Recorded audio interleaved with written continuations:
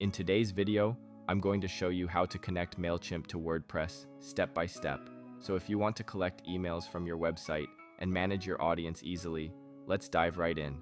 First, log into your WordPress dashboard. From the left-hand menu, go to Plugins and click Add New Plugin.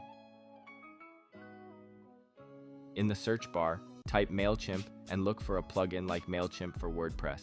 Once you find it, click Install Now, then Activate.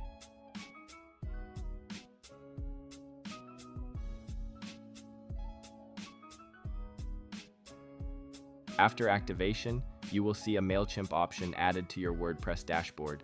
Click on it, and it will ask you to connect your account. Now log into your Mailchimp account. Either click on Connect Account or click on Create Account.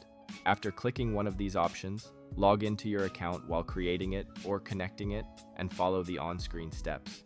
Once you're done, your Mailchimp is successfully connected with WordPress. That's it for this video. If you found this tutorial helpful, subscribe to our channel.